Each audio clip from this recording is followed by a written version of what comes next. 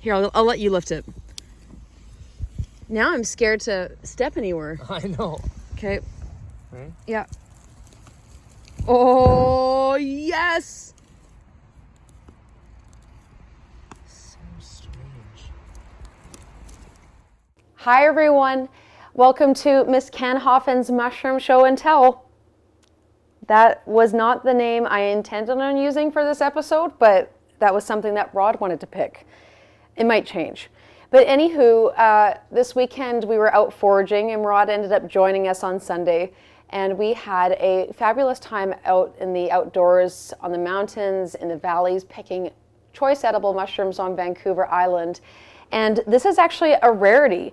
Usually with mushrooms, Daniel and I focus on 2 or 3 species and we really zone in on them.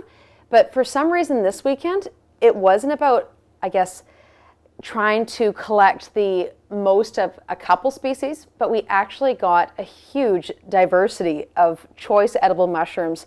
So I said to Rod that it would be a really great opportunity to share with you guys some of these mushrooms, because I've been picking for a bunch of years, but I've never had this many species in front of me. So I thought I would show you these cool fungi that we found. So first, let's start off with our golden chanterelles. This is a species that got me addicted to mushroom picking a few years ago now. And I remember walking along one of our rivers that we were fishing, and my buddy had bent down on the path and he noticed a patch of chanterelles. And he's like, guys, there's these chanterelles here. They're great mushrooms for eating.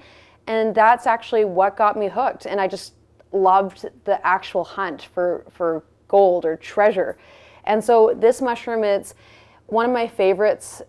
I recommend this mushroom for those who are just wanting to get into foraging. It's something that's super easy to ID, and they grow in groups. So wherever you find one, it's not just going to stand alone by itself, but it should have many friends with it spread out throughout the forest. Golden chanterelles, they predominantly like hemlock and Douglas fir. They'll grow with cedar too. The forest floor, they like growing in moss. We found them in ferns, salal, and Oregon grape as well. At the bottom of the hills, on hills, at the top of hills. They're pretty cool and they can adapt to many places. But this is definitely one of my favorite mushrooms to forage for. So apparently Daniel was saying that the species that I'm going to talk about next is the actual chanterelle that people picture when they think of a chanterelle. This is our winter. Chanterelle usually comes out late fall, and when it gets colder, so it's gotten colder on the island, and they'll show up all through November and December into winter. But they're way thinner than our golden chanterelles. If you take a look, we have our golden chanterelle and our winter chanterelle, or we call them tubies or yellowfoots. The stem is hollow on the yellowfoot, where it's a solid stem all the way up to the cap on our golden. But both have the same texture underneath. They have the ridges over gills. So that is one of the key features on how to identify golden chanterelles and winters. The next mushroom that I'm really excited to talk about, and you know what? For the longest time, I didn't know how to look for them, and I just felt like they popped up for no reason, had no rhyme or reason where they grew and when they grew and why they grew there. But I feel like Daniel and I finally kind of nailed it. And so over the last couple weekends, this is the most amount of cauliflowers we have ever seen. And so that's my next mushroom, the cauliflower mushroom. So I'll just slowly bring this back. I have damp paper towel over them just to hold the moisture in. So we have, I'll take the rest of it off. So we have 5 cauliflowers here. The tighter the cauliflower, the younger it is. The more spread out the petals are and longer, the more mature the mushroom is. So with a mushroom like this one here, there's a lot more potential for it growing. It just grew up really fast, but it's still so young because all the egg noodle-like formations are really tight. It even kind of resembles a brain, whereas the 2 over here, they're a lot more petaled out. Each piece of the mushroom, it's wider. And like I said, it looks more like a bit of an egg noodle. clustered together. But these ones, I don't think they would do a whole lot more growing, but this one I think would have. The reason why we picked this guy here is because it is getting colder, and it was at a point where frost could have been an issue for it. So we wanted to take it while we could. But usually the fresher a cauliflower is, the whiter in color will be, or more creamy.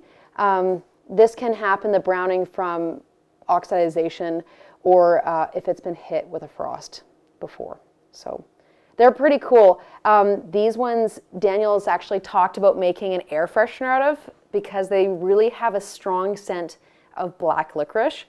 And I was super opposed to his idea about the cauliflower air freshener, but over the years that I foraged for them, I definitely enjoy standing behind him when he's holding the basket or when he has them inside his pack, because the aroma from these mushrooms is so strong. You can smell it from anywhere once it's cut. I keep saying the next one's my favorite, but this one is something so special. These ones here are bear's head. They're a Hericium species, and they actually were such a surprise. We found a patch of 5 or 6 this weekend in a new area that we had never been before. These mushrooms can start from, we found them that are the size of my pinky nail, all the way to 5 or 6 pounds, where they would be filling this entire basket. These ones are still pretty young. How you can tell they're younger on the bear's head is because each of these pieces here, the teeth are quite short and tightly packed. This one is older because the teeth are longer. So we've seen some of these mushrooms where each kind of arm is has like waterfalls or chunks that are like a few inches long.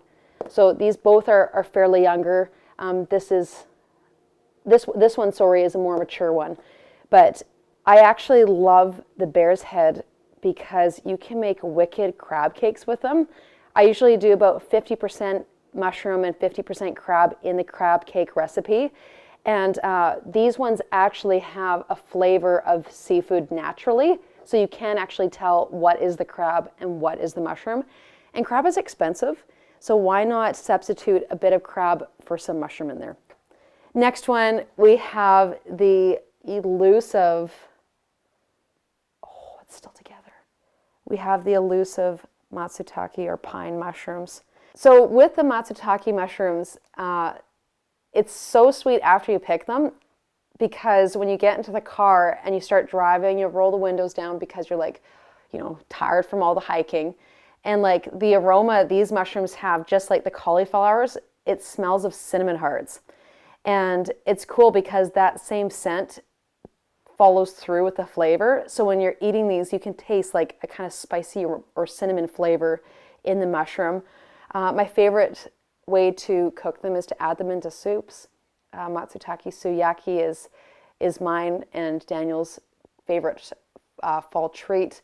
And there's just so much satisfaction that you can get out of when harvesting them, like seeing the little mounds of dirt and then like that kind of twist and pull and just that popping sound from when the base pulls off from the ground, from the mycelium. But these are a very beautiful mushroom, and I could pick them for the rest of my life. And I think what I love about them too is the places that they grow. So like they're mostly on hills in the experience, or in the times that I've found them. And there's nothing like hiking up a hill and then seeing a bunch of like little golf balls everywhere. And when I mean like golf balls, and you'll just see like a little bit of the cap poking through the bits of like pine needles or Douglas fir needles, hemlock needles, etc.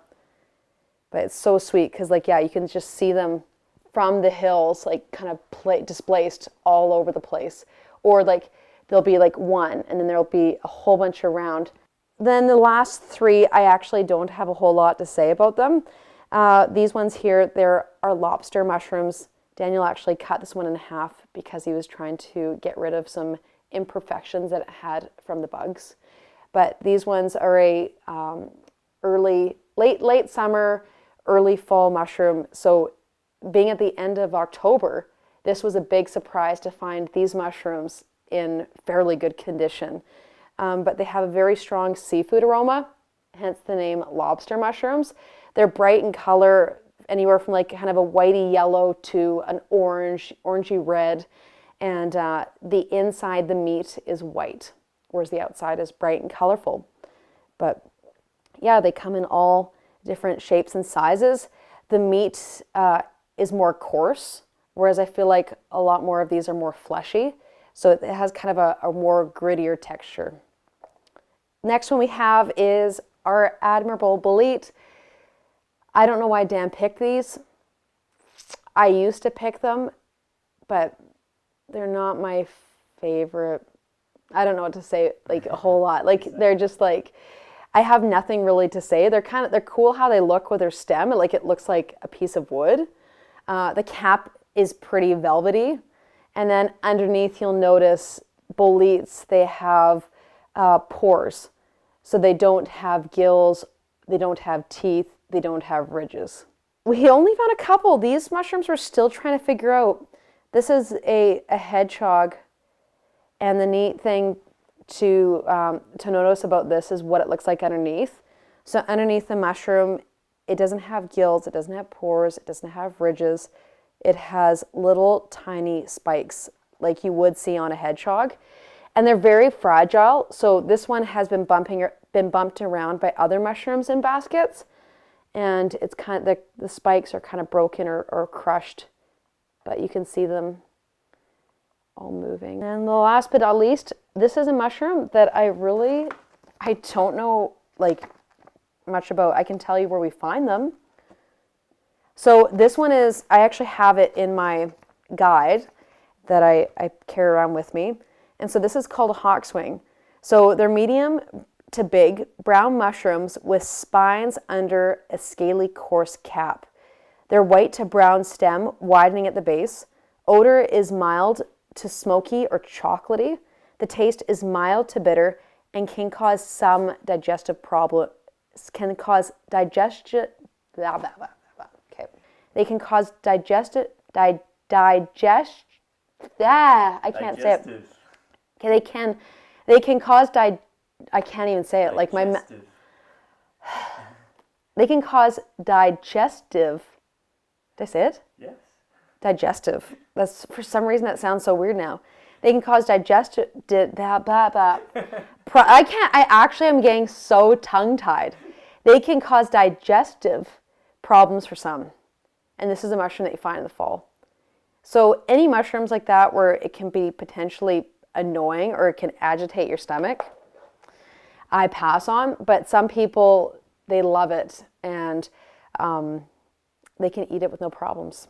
So we just kind of, have a very cute little assortment here with all the mushrooms. And like I said, normally when we're picking, we focus on like chanterelles and our bear's head or chanterelles and pines. So to have like a bit of everything, it's really cool to see. And I had a lot of fun foraging for it and seeing different parts of the island. Some forests we saw a couple years ago, some forests were brand new to us. And so it's always neat when you put in the legwork to find treasures that the forest made. So I really hope that this kind of inspires you to go out picking. I hope it was I hope this was informative to you and taught you something new that you didn't before you started watching. And I am no expert.